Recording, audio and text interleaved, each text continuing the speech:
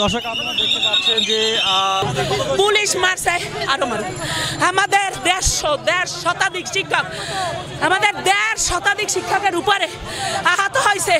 আরো কিছু যদি দেয় তাহলে আমরা জাতীয়করণ না নিয়ে ঘরে ফিরবো না।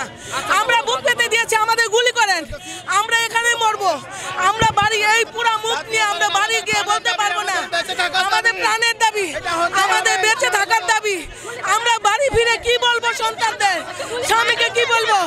আমরা এখনো বলছি আমাদের এখানে মেরে ফেলেন সব শিক্ষককে। আমরা কিছুই বলবো না। আমরা কি আমাদের কোনো কর্ম দিতে হবে না। আমাদের অনুরোধ, আপনারা আমাদের ন্যায্য দাবি, আমাদের প্রাণের দাবি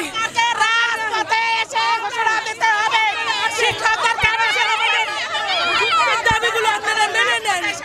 পুলিশ মারছে আরো মারুক। আমাদের 150 শতাধিক শিক্ষক, আমাদের 150 শতাধিক শিক্ষকের উপরে আহত হয়েছে। হাজারে প্রায় 1500 শিক্ষক। সেই শিক্ষকদের দাবি আদায় করতে তাদের এত কেন কষ্ট? আমাদের বিদ্যালয়গুলি যোগ্য বিদ্যালয়, সরকারের ঘোষণা নীতিমালার আলোকে পরিচালিত চলমান বিদ্যালয় কেন জাতীয়করণ করা হয় না? চলমান বিদ্যালয়গুলোকে জাতীয়করণ না করে এই সকল 4500 বিদ্যালয়ের 8 লক্ষাধিক শিক্ষার্থী উপবৃত্তি পায় না। সরকার আমাদেরকে দিয়ে জাতি গঠন করায়, বিনা বেতনে আমরা পাঠদান করি। রাস্তায় আসলে আমাদের পুলিশ প্রশাসন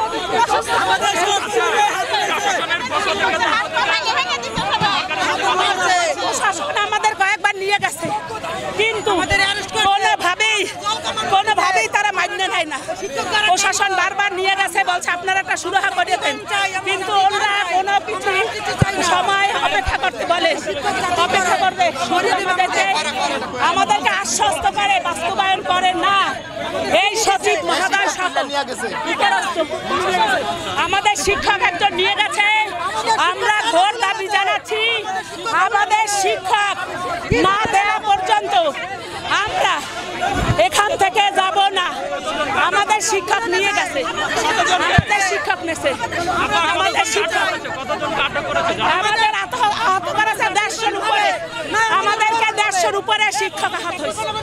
আমাদের 150-র উপরে শিক্ষকদের 150-র উপরে শিক্ষক আহত হয়েছে। এই দেখেন, আমাদের এই মাঠে এসে প্রধান উপদেষ্টার মাধ্যমে আমরা চাই মাঠে এসে আমাদের জাতীয়করণের কথা আমাদের বলে যাবেন। আমাদের অন্তত স্বীকৃতি দিতে হবে।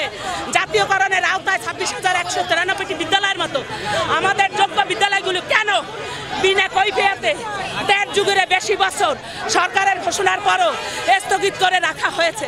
আমরা 1 টাকা বেতন পাই না, আমাদের সন্তানদের মুখে দুমুঠো ভাত তুলে দিতে পারি না, আমাদের পেটে ভাত নাই, পরনে কাপড় নাই, পরিবারের কাছে আমরা অবহেলিত, সমাজের কাছে অবহেলিত, আত্মীয় স্বজনের কাছে অবহেলিত। আমাদের কোনো মান সম্মান কিচ্ছু নাই। আমাদের যদি এই সরকার দ্রুত জাতীয়করণ বাস্তবায়ন না করে, তাহলে আমরা এই রাস্তায় আত্মহত্যা